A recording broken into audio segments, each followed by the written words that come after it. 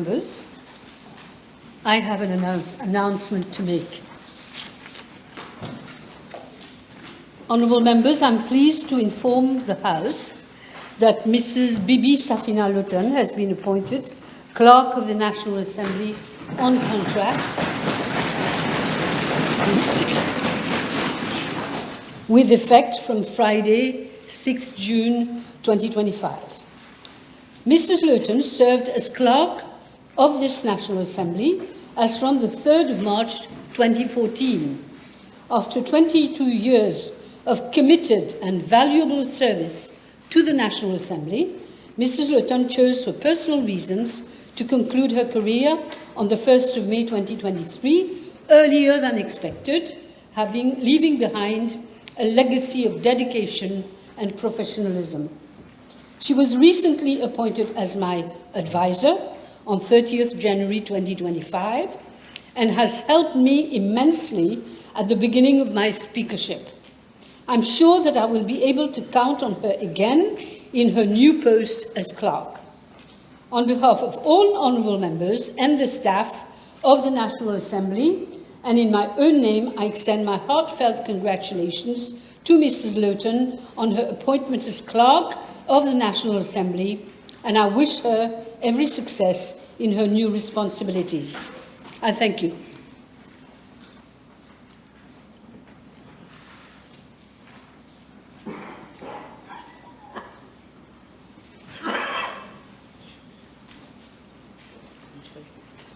Obituary, yes? All right. Madam Speaker. Yes. Yes. Yes, Madam Speaker, we have learned with sadness of the demise of Mr. Narin Hoja Ramlogan, commonly known as Krishna Ramlogan, former Member of Parliament on Monday, the 28th of May of this year, at the age of 88. Born on 20th of December 1936 in New Grove, Mr. Ramlogan completed his primary schooling at Rosebell Government School, and he then attended Mauritius College at QPIP for his secondary education. Mr. Ramlogan started his professional career as an English teacher, and he adhered to the PMSD in 1966. He then contested the 1967 general election for the Legislative Assembly under the banner of the Parti Mauritian Social Democrat for constituency number 17, QPIP Midlands, and was returned as third elected member of the said constituency. In 1969, he was appointed Parliamentary Secretary to the Ministry of External Affairs, Tourism and Immigration, a post which he held until 1973. He was then appointed the first Chief of Protocol of the Government of Mauritius, responsible in overseeing diplomatic, state and official visits. He was appointed as Public Relations Officer at Air Mauritius later on. Mr. Ramlogan was elected Municipal Councillor for the town of QPIP in the year 1968. In 1983, he was appointed as a member of the Board of Commissioners for the Municipality of QPIP, a position he held until 1985. Mr. Ramlogan was also a social worker and former member of the Swastika Association, and was involved with the fundraising as well as the erection of the Swastika Temple at Pasteur Street, QPIP. Madam Speaker, may I kindly request you to direct the Clerk of the National Assembly to convey the deep condolences of the Assembly to the bereaved family. Thank you. Yes. The Honourable DPM also associates himself. Honourable Leader of the Opposition. Thank you, Madam Speaker. Madam Speaker, on behalf of the Opposition, I associate myself with the tribute paid by Dr. the Honourable Prime Minister to late Mr. Ramlogan Siu Narin Hoja, also known as Krishna Ramlogan. Madam Speaker, may I kindly request you to direct the Clerk of the National Assembly to convey our deep condolences to the bereaved family. Thank you, Madam Speaker. Thank you. Honourable members, I associate myself with a tribute paid to the memory of late Mr. Siu Narin Hoja Ramlogan, former Member of Parliament, by the Honourable the Honourable Prime Minister and the Honourable Leader of the Opposition, and direct the Clerk to convey the deep condolences of the Assembly to the bereaved family. Papers have been laid. Question. Yes. Honourable, give me 1 minute. Honourable Venkatasamy, yes. Thank you, Madam Speaker. B529. Madam Speaker, with your permission, I will reply to parliamentary question B529, 530, B530 and B538 together as they relate to the same subject.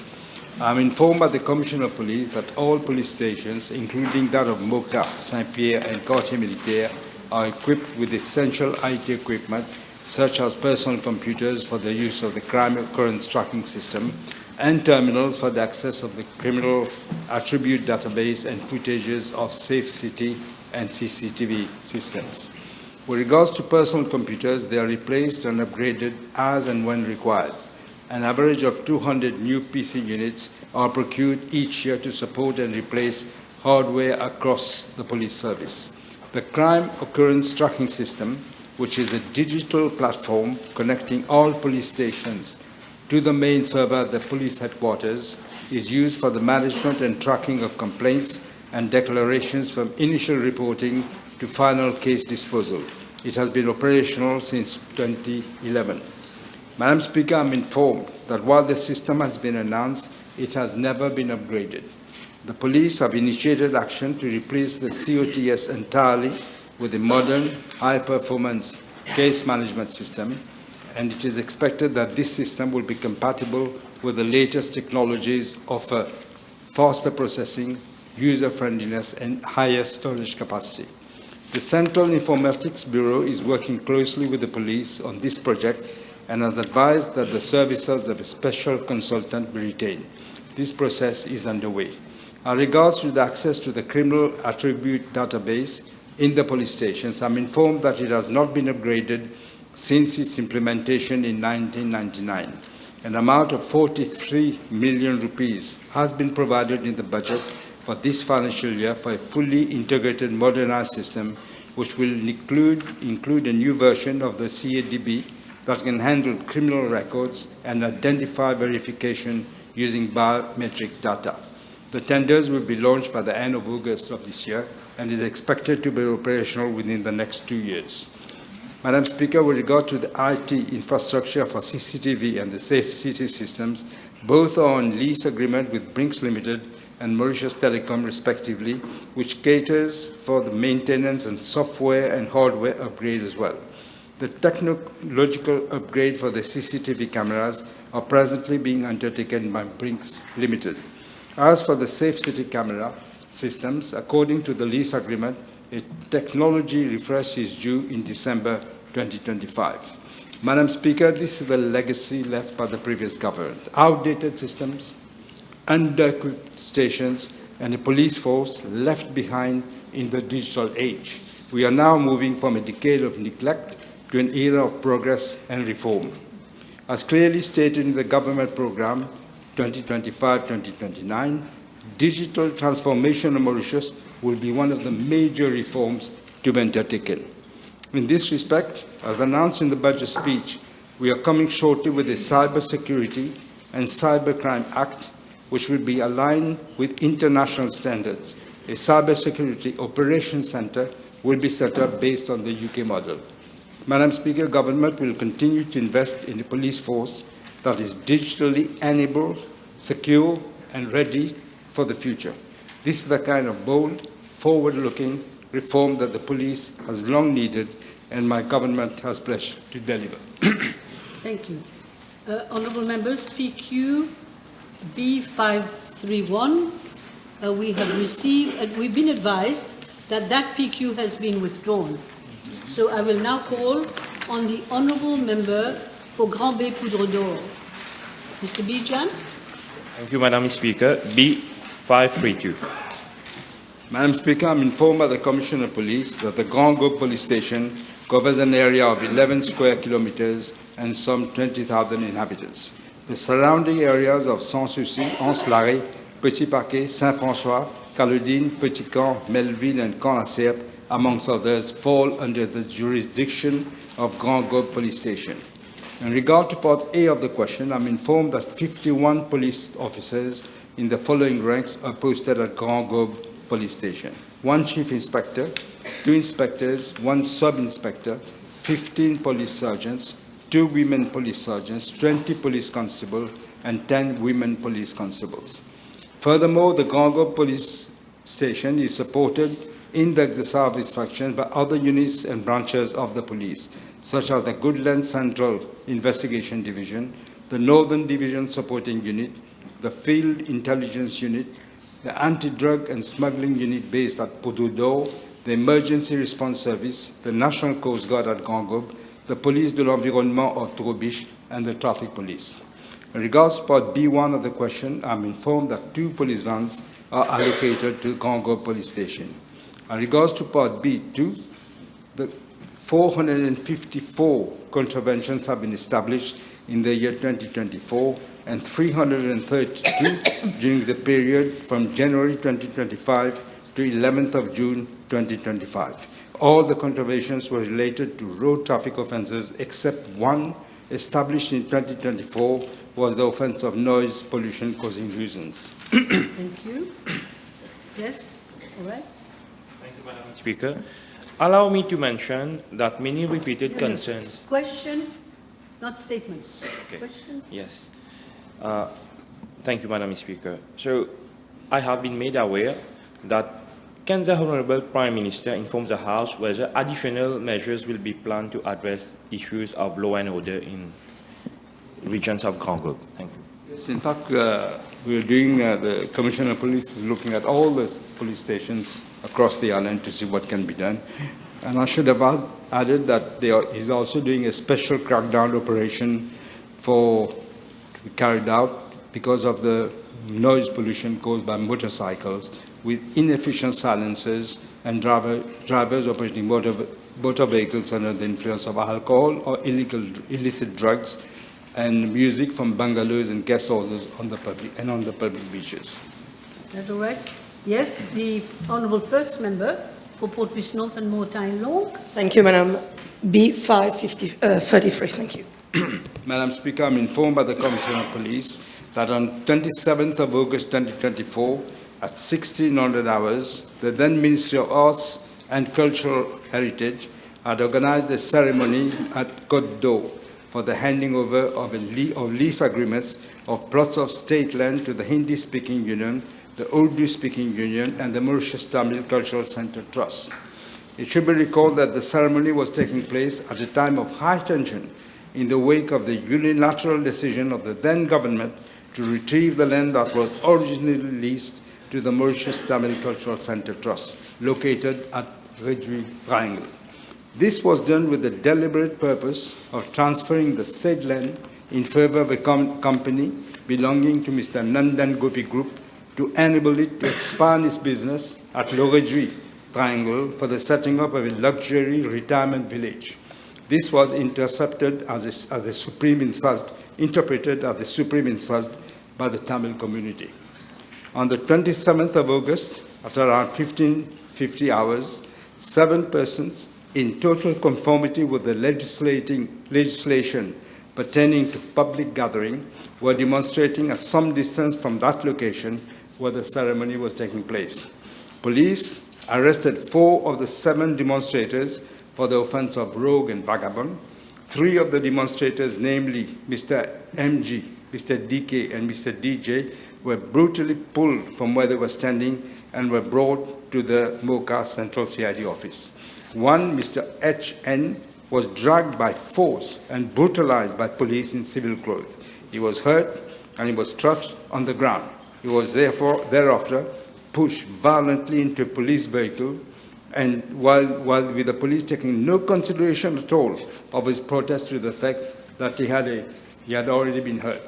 Mr. HN got a malaise and had to be conveyed to Welkin Fortis Clinic as the result of this. Madam Speaker, the inquiry into the case of rogue and vagabond is ongoing. On the 29th of August 2024, Mr. RS was provisionally charged with the offence of assault against agent of civil authority before Mocha District Court. He was allowed bail after furnishing a surety of 8,000 rupees and a recognizance of 30,000 rupees. Madam Speaker, in regard to Part A of the question, I am informed that the police officers had recourse to the use of force against the demonstrators, as according to them, the demonstrators were resisting the arrest. This was not the case. You could see it on the video. Even though the matter was videotaped and went viral on the social media, the brutal acts committed by the police were not inquired into by the Independent Police Complaints Commission. In regard to Part B of the question, I'm informed by the Commissioner of Police that, as per records, no private bouncers were present during the protest at Côte on the 27th of August, 2024. Yes, happy? Yes, all right. The Honourable Second Member for Rodrigues. Thank you. B534. Madam Speaker, I'm informed that in September 2007, the then Independent Commission Against Corruption opened a sub-office in Rodrigues for a more efficient implementation of its mandate in relation to education, prevention, and investigation. I'm also informed, Madam Speaker, that at present 27 cases are being investigated by the Financial Crimes Commission sub-office in Rodrigues, and the number of officials who have been facing or are facing investigation in Rodrigues is 29. In regards to service providers and contractors who have been or are facing investigations, 9 service providers are currently undergoing investigations in connection with the award of contract of government projects. Yes, Mr. François. Thank you, Madam Speaker, and I thank the Honourable Prime Minister for his answer. May I ask the Honourable Prime Minister, from the officials, the 29 officials, whether there is involved any high-profile person, not to say serving politician, for conflict of interest, bribery, influence on decision of procurement, allocation of state lands, fraud by abusing their position, for a direct or indirect interest for himself or any close relatives. I'm not able to say that, Madam Speaker, because the investigation is ongoing. Of course. Second. Second one, Madam Speaker, following a letter from the Rodrigues Public Service Unions, Platform Syndical Rodrigues, addressed to the Honourable Prime Minister, I'm in a copy, may I ask the Prime Minister whether he is agreeable to use his good office to request the Commission, in line with the principle of good governance, to liaise with the unions and the Regional Assembly for the setting up of anti-financial crime practices in Rodrigues to eliminate financial crimes. Can't really give instructions to the FCC, but I can pass on the message. Thank you. Thank you. Yes, Honourable Second Member for... I'm sorry. Honourable Second Member, yes, for Rivière des Anguilles, Chouya. Thank you, Madam. Question 535, please. Madam Speaker, I'm informed that no officer in the public service based in Mauritius is being paid salary or benefits in foreign currency except for foreign nationals whose services have been enlisted in view of their technical expertise and in line with the terms of their contracts. However, ambassadors and officers of the diplomatic cadre who are posted in Mauritius missions abroad are paid salary in foreign currency in accordance with the recommendations of the PRB. They also pay the foreign service and other allowances in foreign currency. Madam Speaker, I wish to refer the Honourable Member to my reply to Parliamentary Question B410 for the sitting of the 6th of May of this year in relation to the salary and fringe benefits drawn by Mr. Bikari, former Director General of the Financial Crimes Commission. I wish to reiterate that when Mr. Bikari assumed duty as Director General of the now defunct ICAC, he was drawing a salary of 375,000 rupees monthly, however, payable 50% in Mauritian rupees and 50% in US dollars. When his appointment was renewed for a further period of 5 years in 2021, his monthly salary was revised to 420,000 rupees, payable again 50% in Mauritian rupees, 50% in US dollars. However, following the establishment of the Financial Crimes Commission in March 2023, Mr. Bikari was drawing a monthly salary of 525,000 rupees as Director General of the Commission that is an increase of 105,000 rupees. Yes, you're all right with that? Yes, the Honourable Second Member for Vieux-Grand-Port-Rosebel, Mr. Seaburn. Thank you, Madam Speaker. It's question 5, stroke, is question B, stroke 536, please. Madam Speaker, I wish to inform the House that the government has injected funds in the form of equity into Mobank Limited through the Mobank Holdings Limited, where government is the sole shareholder. Mobank Limited is a subsidiary owned by Mobank Holdings Limited. I'm informed, Madam Speaker, that over the period from September 2015 to November 2024, government has injected funds amounting to 3.69 billion rupees. As follows: 1.5 billion rupees on the 17th of September 2015 for the acquisition of shares in ex-Mauritius Post and Cooperative Bank Limited and ex-National Commercial Bank Limited. B, 300 million rupees on the 29th of October 2015 to enable Mobank to meet its regulatory capital requirements. C, 1.3 billion rupees on the 13th of January 2016 to enable Mobank Limited to meet its regulatory capital requirements. As I said before, again, same thing. D, 500 million rupees on the 1st of April 2024 for the growth and expansion of the bank. Government, I must say, Madam Speaker, has not yet received any return on the investment from Mobank Holdings Limited since its incorporation in September 2015. Thank you. Yes, the Honourable Second Member for Rodrigues. Thank you very much. B537. Madam Speaker, concerning Part A of the question, I have been informed that the projects and programs relating to Rodrigues Island have been included in the total amount of public sector investment program of 2025-2026 to 2029-2030. In this regard, for the financial year 2025-2026, a total provision of 785 million rupees has been made in the performance-based budget estimates of 2025-2026 under the program 0205 Rodrigues and Outer Islands as capital grant to Rodrigues Regional Assembly for appropriation by the National Assembly. Madam Speaker, I wish to inform the House that in its budget for financial year 2025-2026, the RRA made a provision, that is the Rodrigues Regional Assembly, made a provision of 990 million rupees for the implementation of capital projects. However, taking into account the implementation capacity as well as the state of preparedness of the projects, government has provided 785 million rupees. In fact, for the current financial year, that is 2024-2025, a total sum of 1.285 billion rupees was voted by the National Assembly as capital grant to the Rodrigues Regional Assembly. However, as at date, the latter has only spent 479 million, that is 37% of the allocated budget.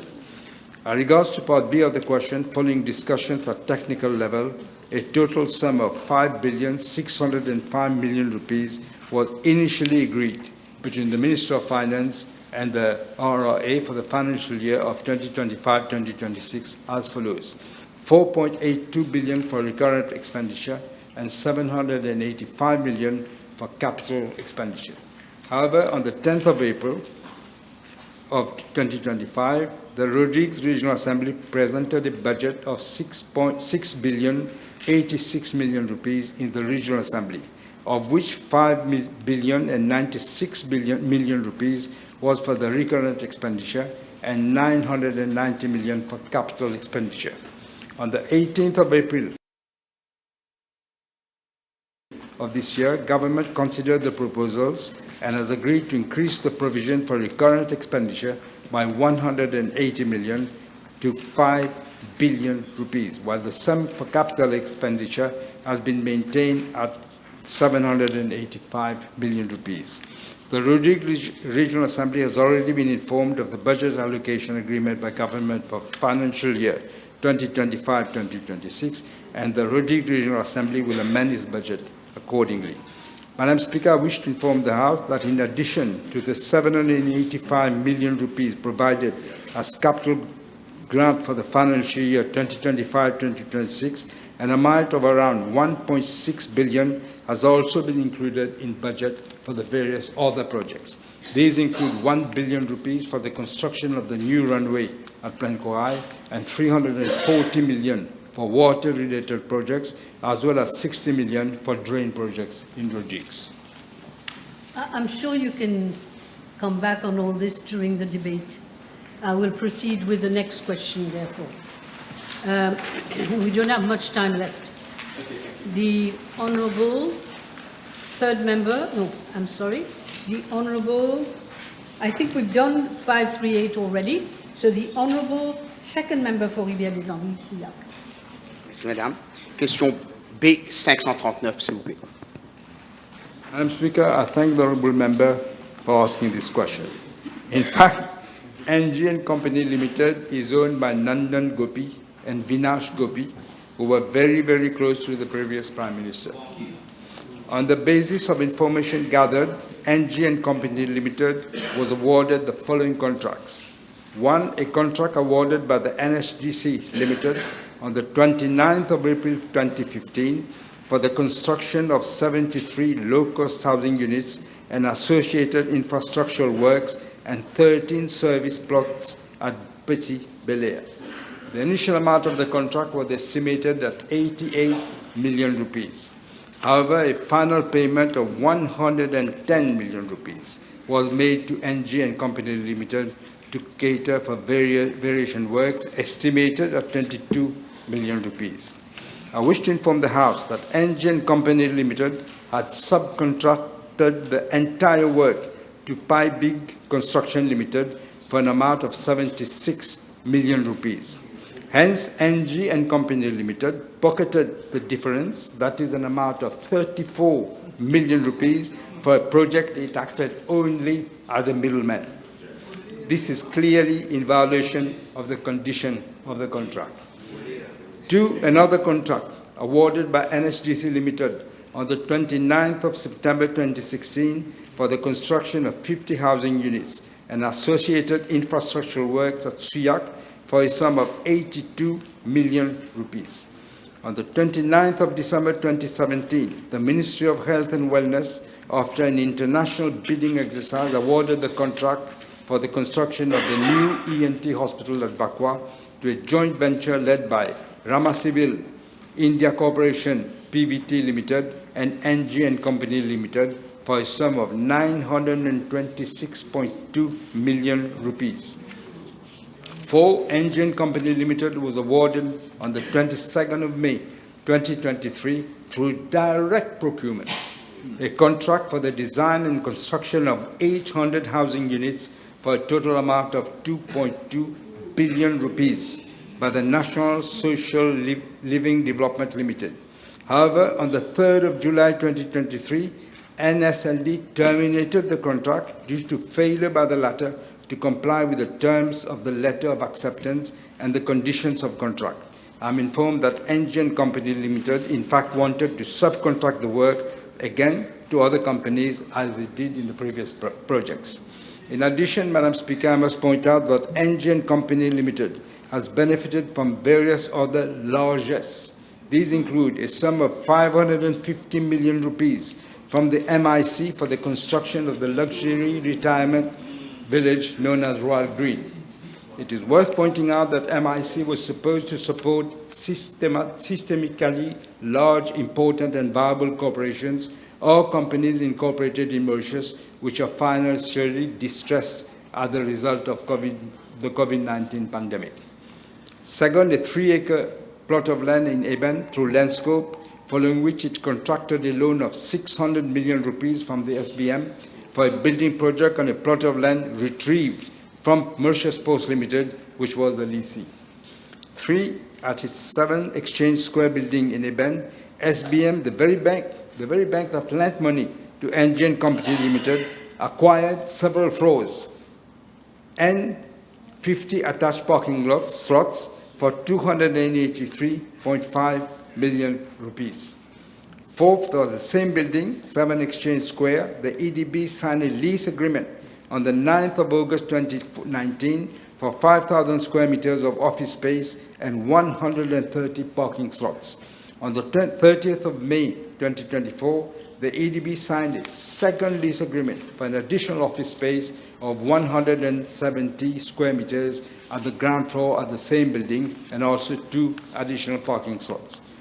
ADB currently pays 4,068,000 rupees per month for this rented space. So far, the EDB has paid a total rental amount of 104 million rupees and 900,000 from December 2022 to date, and a syndic fees of 7.2 million rupees. FSC pays 5,174,460 rupees per month to NG Company Limited for the rental of 5 floors and 135 parking slots at X7 Exchange Square. 6, a contract between Mauritius Telecom and Royal Green for the provision of medical services by the Royal Green Hospital to employees of MT for an estimated amount of 13,038,749 rupees for over 3 years. 7th, financial support from Industrial Finance Corporation Limited to the tune of 64 million rupees to Royal Green Healthcare Limited.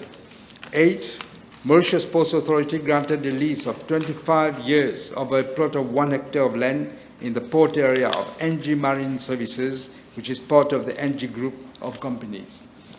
9th, NG Company Limited also benefited from a lease of state land for its luxury villa project, Asmara at Rivière-Noire, from which it pocketed hundreds of millions of rupees from the sale of the villas.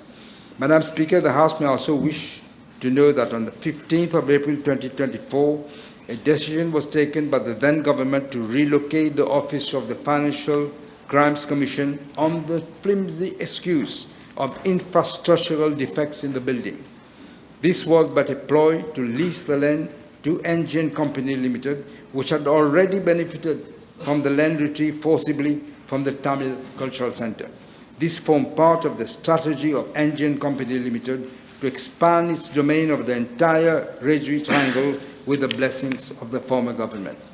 Madam Speaker, let me also add a few words about the land scam initiated by the management of Landscope Limited in 2019, a few months, that is, before the general elections. This related to a decision of the board to allocate 550 acres of prime land in a strategically located area at the heart of Côte City project under the Landscope Development Scheme. This project was estimated at more than 25 billion rupees. Despite the fact that following an expression of interest exercise, 32 developers were deemed eligible to receive plots, the board, under the leverage of the cabinet and then the then Prime Minister personally, decided to allocate the land to only 2 companies, out of which 250 acres were to be given to NG and Company Limited. Madam Speaker, Mr. Gérard Sampeur, the then chairperson of Landscope, vehemently opposed the decision, raising serious concerns about the lack of transparency, fairness, and procedural irregularities.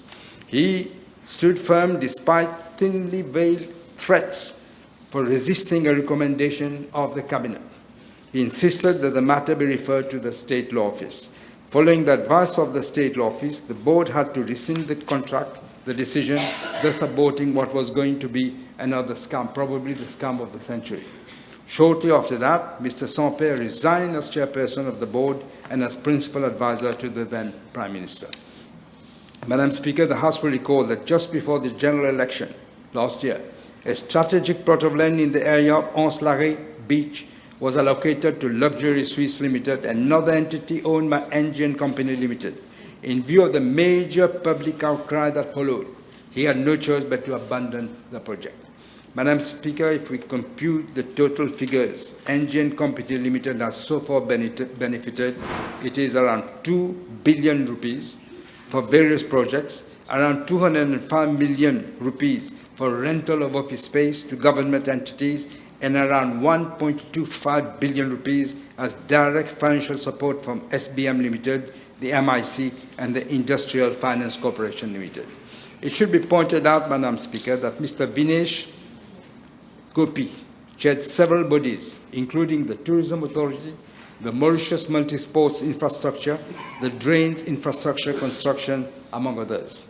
Madam Speaker, all the information I've given to the House show clearly that the MSM government has systematically, since 2015, weaved a cobweb of corruption, malfeasance, nepotism, and cronyism to bleed the country of important resources for their personal advantage. This is but one example how they fleeced the economy and left the country in the mess that we find ourselves today. No, I'm sorry. Okay. And the time is up. I'm sorry, time is up. Time is up, Honourable Member. So, next time.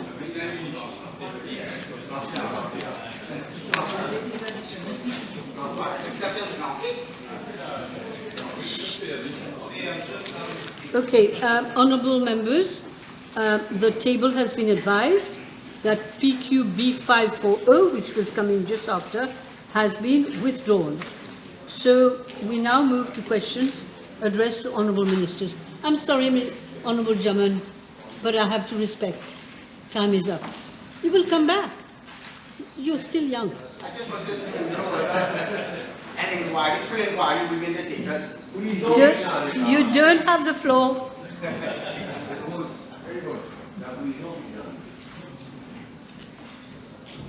Yes, all right. Now, the Honourable Second Member for Belrose Quatre Bornes. Je vous remercie, Madame la Présidente. B542. Madam Speaker, I am informed that following the COVID-19 pandemic, the State Trading Corporation sold the services of its then service provider, namely Moriclean Limited, to disinfect its premises in view of resumption of work and other economic activities in May 2020. However, the latter was not operational during this period. I am further informed that the STC then launched a tender for the decontamination of its head office at Eben, its 2 warehouses in Mer Rouge and Rochebois, and for its fleet of vehicles to 7 potential bidders. Of these 7 companies, 6 submitted their quotations, which were as follows: Services 2000 Limited for 68,000, Alpha Pest Management for 99,215, Niti Select Limited for 91,000 during normal hours, and 121,000 for odd hours. Pagello Cleaning Services Limited for 176,525. Final Cleaning Limited for 565,539. Aqua Science and Technology Limited for 61,399 and 11 cents.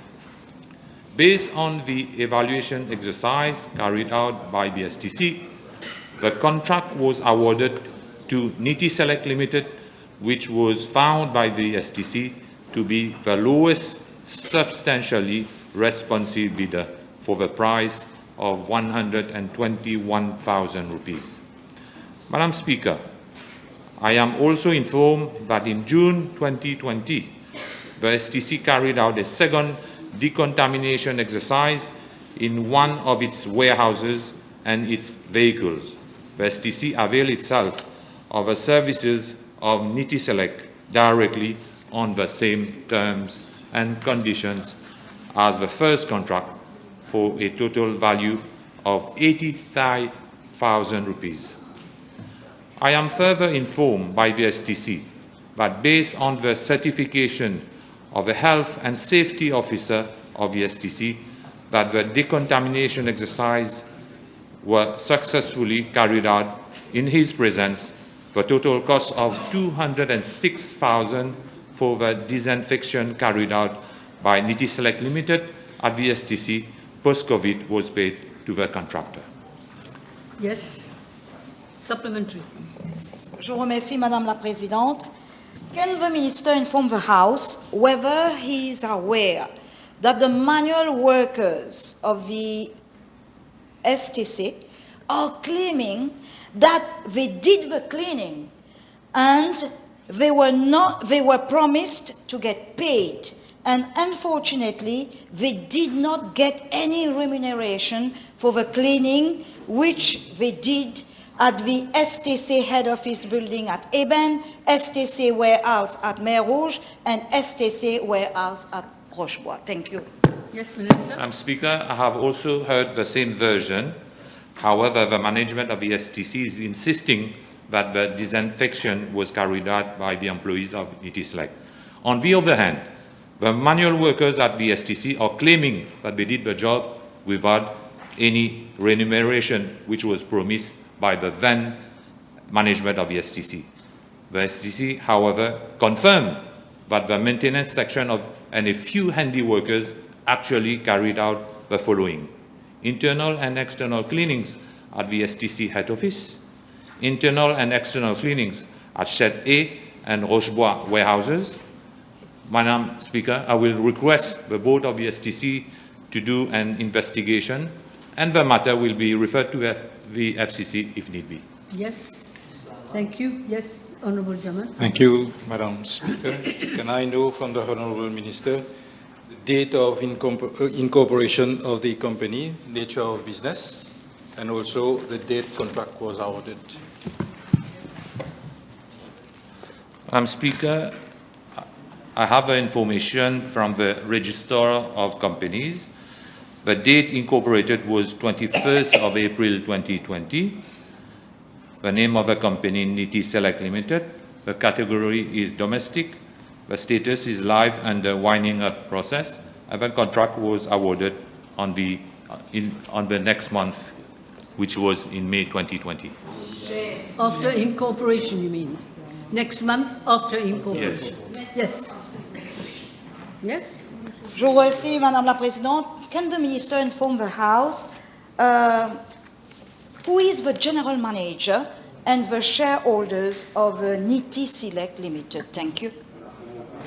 Madam Speaker, as per the Registrar of Companies, Mrs. Keshwari Punit is the GM, and the sole shareholder is Miss Nita Nurchet. Yes, last one. Yes, please. Thank you, Madam Speaker. Would the Minister inform the House if the contractor is specialized or accredited in biohazard or pandemic-related sanitation? Thank you. Madam Speaker, I don't think so. As per the Registrar of Companies, it is written domestic and nature private. I am also informed from the STC that no due diligence was carried out. I am informed that the National Audit Office even raised concerns that the STC did not do so. All right.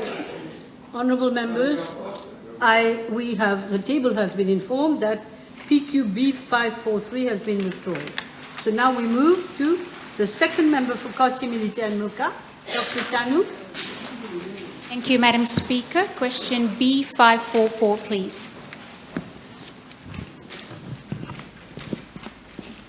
Madame la Présidente, j'ai été informé que la Central Electricity Board étudie un projet d'installation de 2 turbines à gaz de 40 MW chacune, possiblement à Fort George, à proximité de la centrale électrique existante. Le projet comprendrait la conception, la fourniture, l'installation et les essais et la mise en service de 2 turbines à gaz en configuration à cycle ouvert. Ces turbines pourront être ultérieurement converties en turbines à gaz à cycle combiné, offrant un rendement accru. Madame la Présidente, cette proposition a été évoquée suite aux défis auxquels la CEB a dû faire face au cours des mois d'été de 2024-2025 en raison d'une augmentation significative de la demande d'électricité et des pannes fréquentes des moteurs des producteurs d'électricité indépendants et de la CEB en raison de l'entretien et des réparations. Les éventuelles turbines à gaz proposées seraient utilisées par la CEB pour répondre à la demande de pointe du soir et servir de secours d'urgence pour les projets d'énergie renouvelable. Mon ministère, Madame la Présidente, et mon ministère, le CEB, travaillent actuellement sur des mesures à court, moyen et long terme pour assurer surtout la sécurité énergétique et la transition énergétique verte. La CEB se concentre actuellement sur la mise en œuvre des mesures urgentes pour répondre à la demande d'électricité pour la prochaine saison estivale. Parallèlement, les travaux sont menés sur le lancement des nouveaux programmes et projets visant à dynamiser le secteur des énergies renouvelables, tout en développant des projets durables à long terme pour assurer une plus grande résilience du secteur énergétique. Merci. Yes. No, yes. Thank you, Madam Speaker. Can we have an indication of the time framework for the implementation of the project, please? Je voudrais préciser que ce genre de projet prenne 2 ans à 3 ans pour se matérialiser. Nous sommes au stade de réflexion en ce qui concerne le court terme, le moyen terme et le long terme. Dans le court terme, ce sera la sécurité énergétique du pays. Dans le moyen terme, des projets tels que 2 ans, 2 ans et demi, et dans le très long terme, 4 ans, 5 ans pour la vision énergétique du pays. Yes, all right. So now we move to second member for Belrose Quatre Bornes. B545. Merci. Thank you. Madam Speaker, according to information available, works related to the greening and embellishment of Hillcrest Avenue, Sudnaki classified road, were implemented in the year 2022 at a cost of around 3 million rupees. Consultations were then held by the Ministry with relevant authorities, namely the then Minister of National Infrastructure and Community Development, the RDA, the Energy Services Division, the Municipal Council of Quatre Bornes, including the Traffic Management and Road Safety Unit. Madam Speaker, the Traffic Management and Road Safety Unit had submitted its recommendations for the project, namely with regard to proper visibility at each junction, height of trees and bushes, as well as flower pots, so that they do not constitute a road safety hazard. All the recommendations were taken on board by the Ministry then. Madam Speaker, I received many representations from inhabitants of the region and also the MPs of the region with regard to road safety and the removal of the flower pots. My Ministry therefore intends to convene a stakeholders meeting to reassess the project. My colleague of the constituency number 18 will be consulted accordingly. Yes, I'm sorry. No problem. Are you all right? Yes, one question. Yes, one question. Je vous remercie, Madame la Présidente. 3 millions. 3 millions dépensés pour des pots de fleurs qui nuisent à la visibilité et mettent en danger les usagers de l'avenue Hillcrest. C'est inacceptable. Will the Minister inform the House whether he intends to meet with all relevant stakeholders to reassess the situation and take the appropriate corrective measures in the interest of the public safety? Thank you. Madam Speaker, I've said so. Myself, I'm not satisfied, but we are maintaining what has been done, which I can't say it's a mess, but it's creating a lot of problems, and all those reside and use the Hillcrest Avenue, which is a class road. I'm sure my colleague Honorable Ganesh has also received response. So we'll be looking into the project and liaise with you and other colleagues to see what can be done to remedy the situation and do something better. Thank you. Thank you. Honourable members, PQB 546 and also PQB 561, we have been advised that they have been withdrawn. So now I move to Honourable First Member for Port Louis North and Montagnard. Thank you, Madam. B547. Madam Speaker, I wish to inform the House that children with disabilities, including 69 children with autism, are already being accommodated in 10 integrated units set up in 12 primary schools.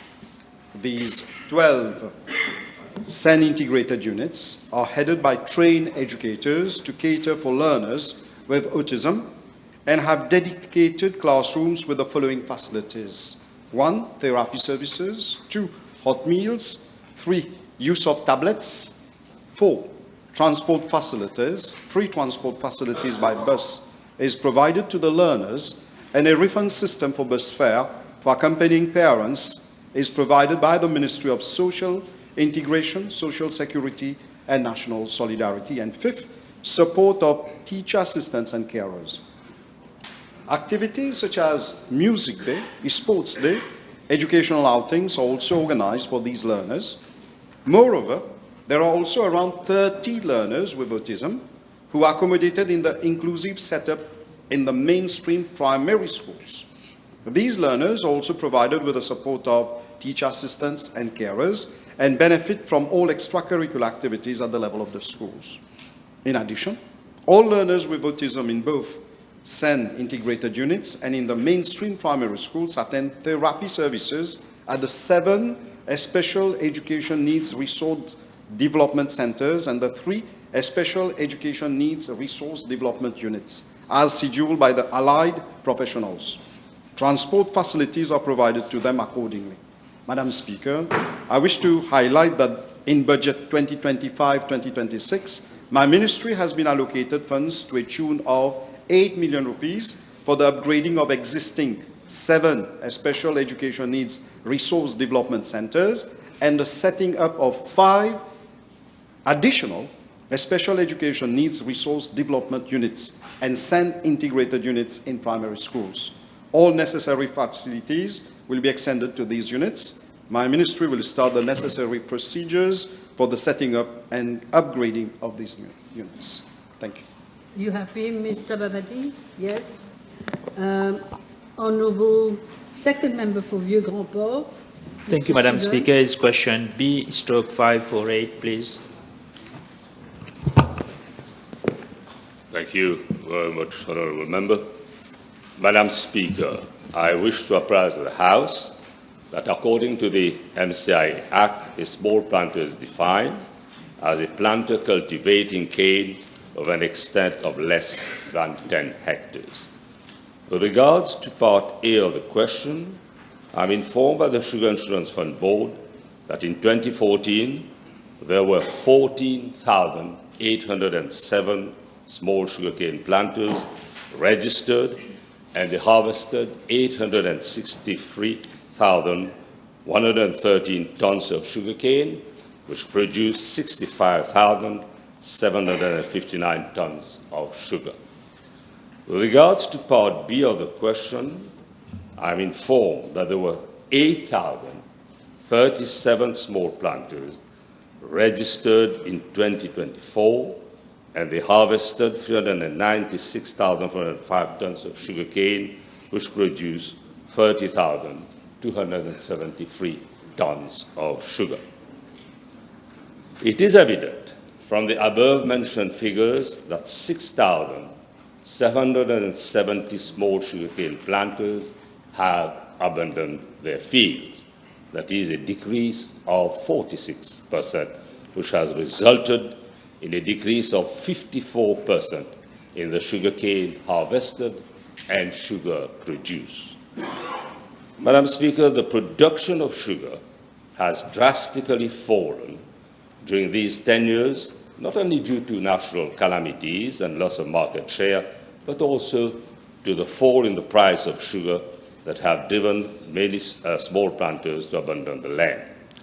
The rise in the cost of mechanization, the decrease in local labor force in the sugar industry, and the increase in transfer of prime agricultural land in favor of infrastructure has largely contributed to the fall in sugar production. There was a clear lack of commitment from the non-authorities also to restructure the sugarcane industry. The government has made it a priority to revamp the sugarcane industry, to drive small planters as well as the corporate sector to move again in a more structured manner in the plantation of sugarcane and to make the sugar industry attractive again. As announced in the budget 25-26, the total revenue per ton of sugar will be increased to 35,000 rupees so as to encourage small planters towards replantation. Funding under the cane replantation scheme and cane replantation revolving fund have been enhanced in the budget to stimulate further production. These measures are expected to attract around 20,000 ARPA under cultivation. The targeted 5-year objective for sugarcane production has been set at 300,000 tons. Small sugarcane planters are important for this strategic initiative, and therefore the Ministry will ensure that they get full access to all support and schemes being made available. These measures will address and will tackle the cost of cane production issue and boost profitability to alleviate the difficulties presently being faced by small sugarcane planters. Thank you. Yes, you're all right. Yes, the Honourable Third Member for Port-Louis North and Montaillon. Thank you, Madam Speaker. PQB 549. Thank you.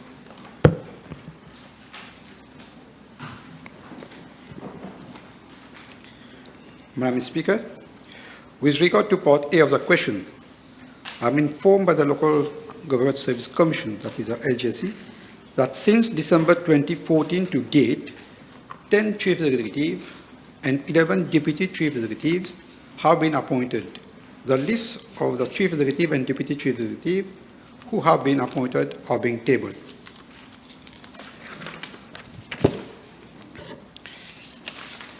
As to Part B, subsection 1 of the question, there are 2 vacancies in the grade of chief executive, namely at Municipal Council of Kirpip and District Council of Saban. And there are 4 vacancies in the grade of deputy chief executive, namely at Municipal Council of Quatre Bornes, Municipal Council of Bakwa Phoenix, District Council of Boca, and District Council of Black River. Madam Speaker, arrangement has been made for the assignment of duties at the level of chief executive and deputy chief executive on the basis of administrative convenience, pending recruitment in the respective grades by the Local Government Service Commission. The vacancies in the above grades have already been reported to the Local Government Service Commission on 11 December 2023, 13 May 2025, and 10 June 2025. Madam Speaker, I shall now answer to Part B, subsection 2 of the question, post of Chief Executive. Following the appointment of Mr. R.K. Nursing and Mr. D. Rikai to the post of Chief Executive in a temporary capacity, Mrs. T. Norsingen lodged an application for leave to apply for a judicial review against the decision and decision-making process of the Local Government Service Commission. She lodged the case before the Supreme Court in view of the fact that the Local Government Service Commission did not issue a notification for appointment as the recruitment exercise was made through both limited and open competition. As such, Mrs. Norsingen could not appeal to the Public Bodies Appeal Tribunal. She sought redress from the Supreme Court by way of judicial review. However, the Supreme Court refused to grant leave to apply for judicial review and set aside the application on 10 October 2023. The Supreme Court was of the view that Mrs. Norsingen circumvented her right of appeal before the Public Bodies Appeal Tribunal and resorted directly to judicial review, which is a discretionary remedy of last resort. Following the judgment of the Supreme Court, Mrs. Norsingen then made an appeal before the Public Bodies Appeal Tribunal. The case was fixed for argument before the Public Bodies Appeal Tribunal on 10 May 2024. Mr. Nursing and Mr. Rikai objected to the appeal of Mrs. Norsingen on account that her application was time-barred. The Public Bodies Appeal Tribunal ruled, and I quote, The date of the aforesaid Supreme Court judgment should be considered as the date of appellant was duly notified, and that the 21 days should start running as from the date of judgment was delivered. The judgment was delivered on the 10th October 2023, and the appeal was lodged on the 27th October 2023. That is within the statutory delay. Unquote. In view thereof, the Public Bodies Appeal Tribunal decided to set aside the ground of objection of Mr. Nursing and Mr. Rigai and decided to hear the appeal, and a ruling was delivered on the 10th May 2024. And the Public Bodies Appeal Tribunal has the jurisdiction to hear the appeal. Following the decision of the Public Bodies Appeal Tribunal, both temporary chief executives apply for judicial review against this ruling of the Public Bodies Appeal Tribunal. Both cases are before the Supreme Court. Also, the Local Government Service Commission lodged an application for judicial review of the on the advice of the State Law Office against the ruling of the Public Bodies Appeal Tribunal on 21st April 2025. It withdrew its application on a point of merit. Post of Deputy Chief Executive, Madam Speaker, during the first selection exercise on 7 September 2021, the Local Government Service Commission appointed Mrs. Uzia as Deputy Chief Executive. Mr. Basawan, Assistant Chief Executive, on 4th October 2021, lodged an appeal at the Public Bodies Appeal Tribunal against the decision of the Commission to appoint Mrs. Uzia to the post of Deputy Chief Executive in a temporary capacity as the District Council of Rivière-du-Remport with effect from 15 September 2021.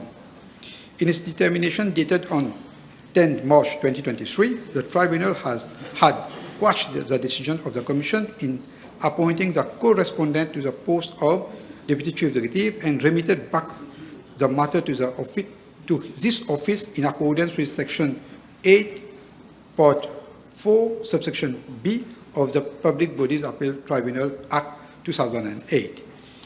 In a letter dated 13 March 2023, Mrs. Uzia informed that she would not apply for judicial review regarding the decision of the Public Bodies Appeal Tribunal. In the meantime, another vacancy occurred in the grade. The post of Deputy Chief Executive was re-advertised on 23rd March 2023, and the closing date was 5th April 2023. The Commission had, on 4th May 2023, appointed Mrs. Uzia and Mrs. Dial as Deputy Chief Executive in a temporary capacity at the District Council of Grandport and District Council of Rivière-du-Remport, respectively, as from the date of the assumption of duty. The appointees assumed duties on 5th May 2023. Mr. Basawan lodged an appeal against the Public Bodies Appeal Tribunal on 13 May 2023 against the decision of the Commission to appoint Mrs. Uzia and Mrs. Dial to the post of Deputy Chief Executive in a temporary capacity in the District Council of Grandport and Rivière-du-Remport, respectively, with effect from 5th May 2023. The matter was heard before the Public Bodies Appeal Tribunal on 12 September 2023. In its determination number D18 of 2023, dated 24 October 2023, the Tribunal quashed the decision of the Local Government Service Commission. On 9 November 2023, the Local Government Service Commission made an application for judicial review against this decision of the Public Bodies Appeal Tribunal. Mrs. Uzia and Mrs. Dial also applied for judicial review regarding the determination of the Public Bodies Appeal Tribunal. The matter was fixed for argument on 19 July 2024 before the Supreme Court on the motion for a stay of the decision of the Public Bodies Appeal Tribunal. In a ruling on 13 June 2025, the Supreme Court quashed the decision of the Public Bodies Appeal Tribunal and ruled that the Mrs. Uzia and Mrs. Dial should be maintained in their post of Deputy Chief Executive. Following the decision of the Supreme Court, the Local Government Service Commission has advised that the procedures are being initiated to maintain Mrs. Uzia and Mrs. Dial in their post of Deputy Chief Executive in a temporary capacity. Thank you. Yes, Mr. Kazel. All right. The Honourable Second Member for Quartier Militaire and Moka. Thank you, Madam Speaker. Question B550, please. Madame la Présidente, j'ai été informé par la Central Water Authority que, conformément à sa politique établie, la CWA n'est pas en mesure de traiter des demandes de raccordement à l'eau dans des cas de morcellement illégaux, en particulier en absence d'infrastructures hydrauliques adéquates. Madame la Présidente, les morcellements illégaux sont des parcelles de terrain subdivisées et vendues par des promoteurs sans scrupules en violation de la loi sur le morcellement et du règlement sur l'urbanisme et l'aménagement, et sans les permis et autorisations nécessaires. Les victimes, malheureusement, de ces promoteurs sont induites en erreur et l'acheteur croyant que le développement est conforme aux règles. Dans certains cas, on m'informe que même des faux permis de morcellement ont été délivrés. Le ministère du Logement et de l'Aménagement du territoire m'informe que des mesures ont été prises pour remédier à la situation qui a touché malheureusement environ 300 propriétaires fonciers en mars dernier. Les formalités nécessaires sont effectuées par l'unité des morcellements du ministère du Logement. Cette mesure facilitera la mise en place d'infrastructures et des services publics adéquats, tels que l'approvisionnement en eau pour ces lotissements. Madame la Présidente, une fois le développement régularisé, la CWA peut envisager de traiter les demandes de raccordement l'eau sous réserve que les infrastructures d'eau requises soient mises en place. Merci. Yes, Dr. Tanner, you're all right. The Honourable Third Member for Pamplemousse, and Yole. Madam Speaker, question B551. I thank the honourable member for his question. Madam Speaker, from information obtained from Statistics Mauritius, the importation of vegetables over the past few years has increased from 25,000 tons, 25,280 tons in 2023 to 34,644 tons in 2024, representing an increase by 37% within a single year. However, the rising trend can be attributed to adverse climate conditions that the country has had to face, such Cyclone Bilal in 2024. The larger share of these imports comprise potatoes, onions, garlics, which are strategic crops. The biggest suppliers of imported produce are from Egypt, India, Netherlands, and China. Imported vegetables serve niche markets such as the hospitality sector, and also to palliate to shortages which occur when cultivations are affected by adverse climatic conditions, namely cyclone, flash floods, and drought. Additionally, potatoes and onions are imported as they cannot be cultivated year-round due to our agro-climatic conditions. For the year 2025, Madam Speaker, despite a low start due to the prolonged dry spell, the forecasted local production of vegetables is estimated at 179,210 tons. This will be sufficient to meet local demand, except for strategic crops like potatoes and onions, for which Agricultural Marketing Board is expecting to import some 13,000 tons, each to cater for unseasoned shortages. Madam Speaker, to make Mauritius a food circulation, the measures are now enunciated in the budget for consolidation of the agricultural sector speak for themselves, and action is being taken accordingly. There is a host of incentives that I will circulate to the Honourable Thank you. Member. Thank you very much, Minister. Yes? Yes, Mr. Roupni? Madam Speaker, can the Minister, taking into consideration the current retail prices of carrots and tomatoes, which are presently standing at approximately 200 rupees per kilo and 320 rupees per kilo, respectively, advise whether his ministry will consider the liberalization of the importation of vegetables with a view to better match supply with demand and thereby help bring down the price of vegetable on the local market. I am for liberalization, subject where there is regularity and predictability. But you know as well as I do that some growers do, I won't say that they're unscrupulous, but they're involved in price fixing. And I make it a point to go to the market on Saturday together with my colleague MPs from constituency number 18. We go to market fair in Quatre Bornes, And as and when I have time, I have available time, also go to the central market in Port-Louis. Now, I'm not saying that the prices as high as the figures you've cited and given, but certainly, if ever there are unscrupulous growers, taking advantage and fleecing consumers, the matter also can be referred to the minister responsible for consumer. Thank you, Minister. Yes. Yes, I think it's Honourable Tanu, second member for Quartier Militaire. Thank you, Madam Speaker. Question B552, please. Yes.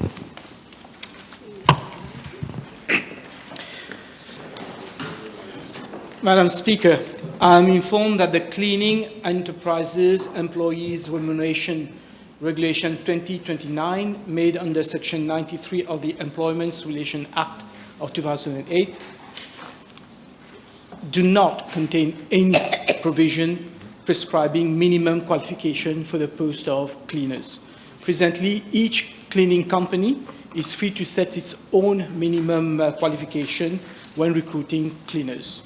I'm also informed that during the last comprehensive review of the cleaning sector conducted in 2011-2012 by the National Remuneration Board, no representations were received from stakeholders pertaining to a minimum qualification requirement for cleaners.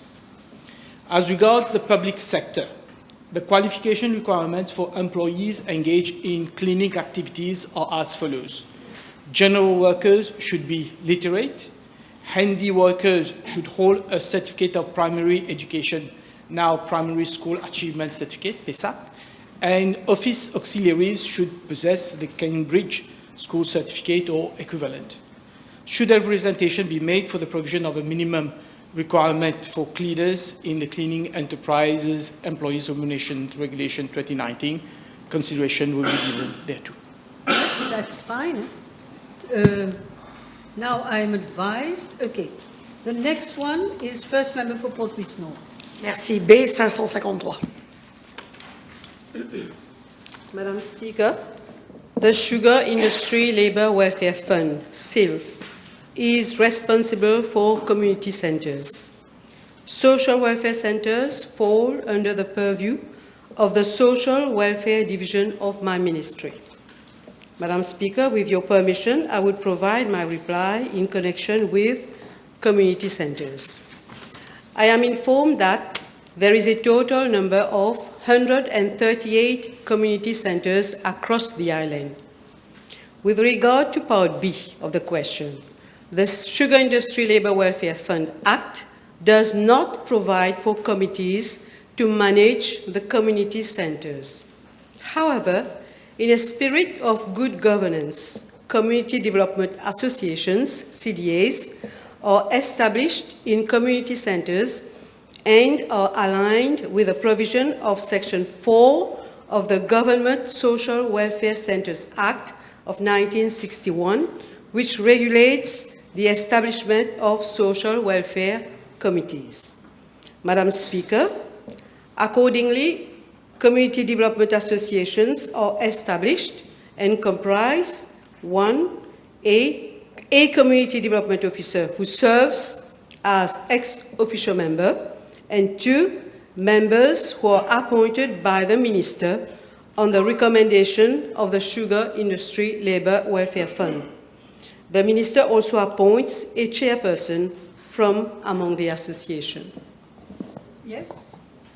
Merci, Madame la Présidente. L'honorable ministre peut-elle expliquer à la Chambre comment se fait les appels à candidature à ce sujet? Est-ce que les membres de l'Assemblée nationale sont consultés à cet effet? Et quelle autorité supervise ces élections? Merci. Madame la Speaker, il n'y a pas d'élection as such. No. Consultations are carried out with community leaders of the region falling in the vicinity of the region. Of the center. Yes. Yes. The next question, B554, has been withdrawn. B555 now. Third member for Vieux Grand Port, Prosbel, Mr. Ramdas. Madam Speaker, B555 indeed, yes. Thank you. Madam Speaker, social welfare centers fall, social welfare centers fall under the purview of the Social Welfare Division of my ministry. As regards the existing vacancies at the Sugar Industry Labour Welfare Fund, information is being compiled and a copy will be placed in the library of the National Assembly. Once the Finance Bill 2025 is adopted by the National Assembly and subject to the availability of funds, necessary arrangements will be made by the Sugar Industry Labour Welfare Fund to consider filling any existing vacancies. Thank you. Yes. The Honourable First Member for Port Reitz North and Montaillon. B556. Madam Speaker, I'm informed that as at date, for a population of 1.2 million people in Mauritius, there are about 7,400,000 casualty cards and some 2,897,000 patient files in health record departments. These documents are spread across 109 community health centers, 18 area health centers, 12 mediclinics, 2 community hospitals, 5 regional hospitals, 2 district hospitals, and 6 specialized hospitals. Among the 7,400,000 casualty cards, around 1,078,000 are active, and for the 2,897,000 patient files, some 1,712,000 are active. Some 80,300 active patient files are handled at the level of hospitals every day, and the proper recording of these casualty cards and patient files is carried out by 197 officers of the health record cadre. Madam Speaker, as regards Part B of the question, I am informed that from November 2024 till date, 19 patient files were found missing, of which 2 have been reported lost to the police. In the meantime, 4 of them have been recovered, while the search is still ongoing for the remaining ones. On the other hand, 24 casualty cards and 349 patient files were unavailable when required, as they were in use in other departments within the hospitals. These medical records are ultimately recovered by the Health Records Department.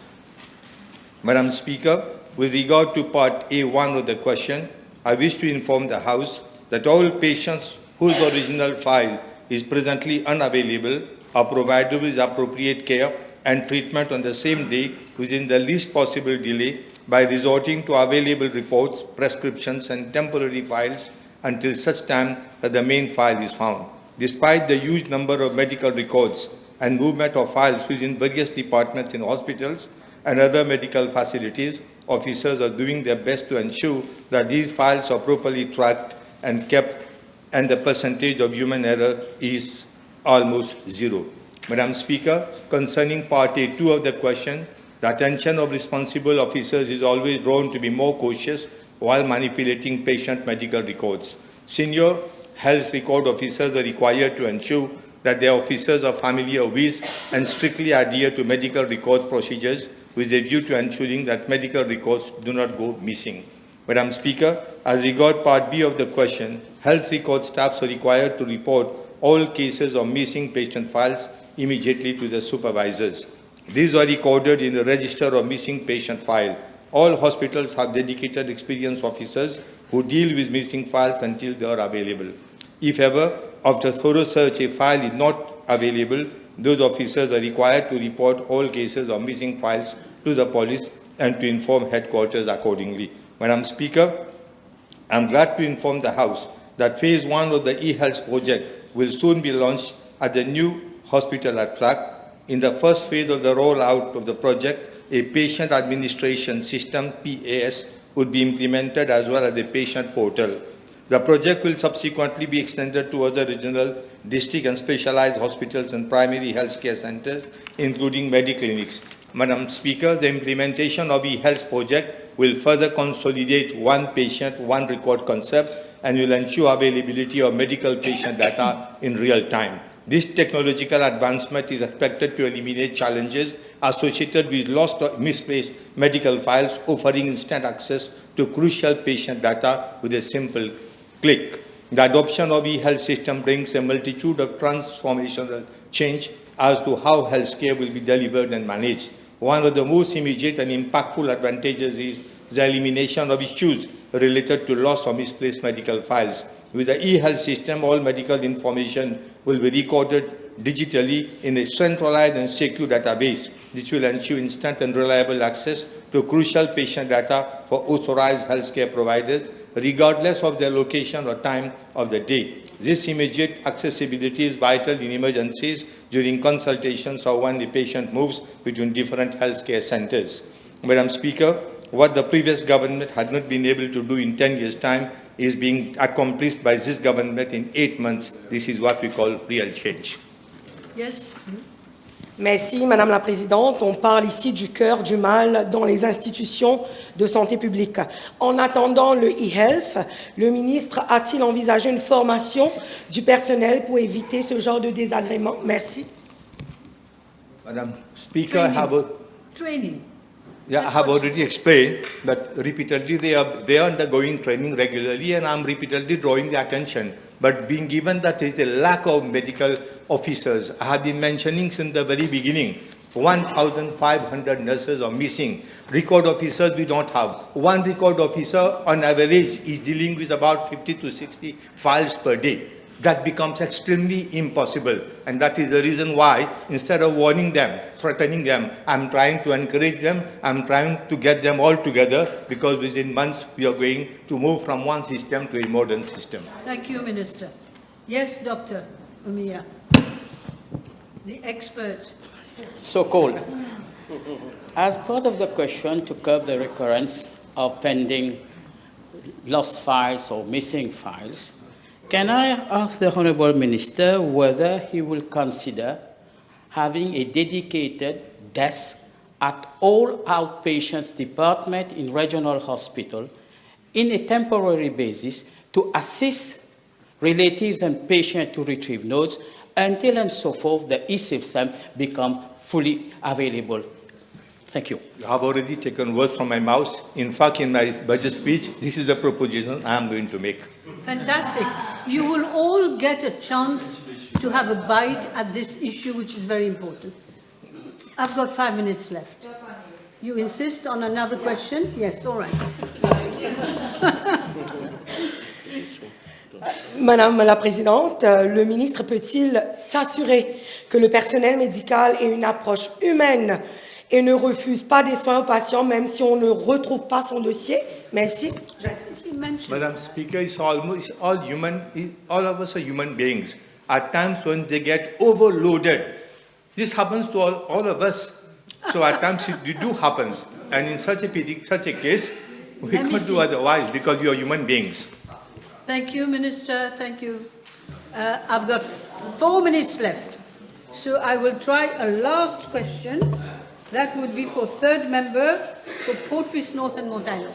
B557. Thank you. Madam Speaker, I'm informed by the Road Development Authority that the maintenance and embellishment of roundabouts located along motorways and classified roads are undertaken either by private companies, government entities, or local authorities. Roundabout sponsorship is allocated on a first-come, first-served basis for an initial period of 3 years, with renewal possibilities subject to the satisfaction of the RDA. Presently, there is a total of 158 roundabouts located on motorways and classified roads, details regarding sponsorship of which are as follows. Out of the 40 roundabouts situated along motorways, 34 are being embellished and maintained through sponsorship by private companies. And second, out of 118 roundabouts located on classified roads, 61 are sponsored by private companies. With regard to part A1 and 2 of the question, With your permission, Madam Speaker, I'm tabling the information as requested by the Honourable Member in respect of the list of roundabouts sponsored by private companies. I'm also tabling information as requested in Part B of the question regarding the remaining roundabouts not embellished and maintained by private companies, namely 6 on motorways and 57 on classified roads. Thank you, Minister.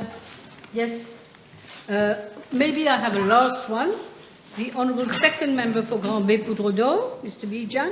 Yes, thank you, Madam Speaker. B558.